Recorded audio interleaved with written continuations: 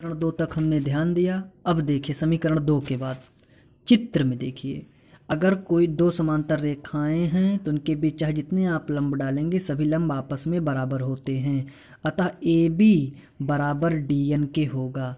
तो देखिए ये ए बी है, ये बराबर डी एन के है। अब फिर देखिए समीकरण 2 में देखिए, समीकरण में डी एन बटे ए डैश बी डैश है बराबर एफ एन बटे एफ ए डैश है।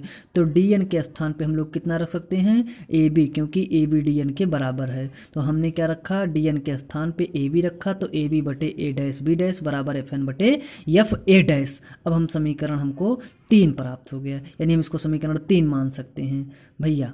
अब देखिए समीकरण 1 और 2 की कंपैरिजन यानी तुलना कर लीजिए। तो समीकरण 1 में भी ए डैश बी डैश बराबर सी ए बटे सी ए डैश है, और ए बी बटे ए डैश बी डैश बराबर एफ एन बटे एफ ए डैश। ये समीकरण 3 तो है ये है। अब चाहे हम समीकरण 3 में यानी ए डैश बी डैश के स्थान पर इतना रख दें, और चाहे समीकरण 1 में जो है यानी ए डैश बी डैश के ए बी बटे ए डैश बी डैश के स्थान पर इतना रख दें, तो दोनों की तुलना करेंगे, दोनों को जो है बराबर करेंगे तो देखेंगे। तो हम ऐसा करते हैं, समीकरण 3 में इसके स्थान पे समीकरण 1 से इसकी वैल्यू रख देते हैं, तो ये हो जाएगा सी ए बटे सी ए डैश बराबर एफ एन बटे एफ ए डैश। इतना समझ में आया भैया।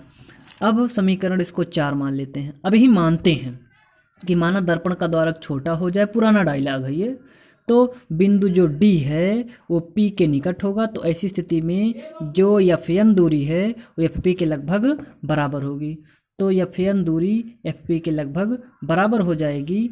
तो एफ एन के स्थान पे समीकरण 4 में एफ पी रख देंगे, बाकी सब वही समीकरण 4 वैसे अवतरित है। तो सी ए बटे सी ए डैश बराबर एफ पी बटे एफ ए डैश। अब ध्यान से देखिएगा, यही मेन पॉइंट है कि कैसे हम डिवाइड करेंगे। तो इतना समझ में आया है, सी ए बटे सी ए डैश कहाँ से, एफ पी बटे F A dash. F N के स्थान पे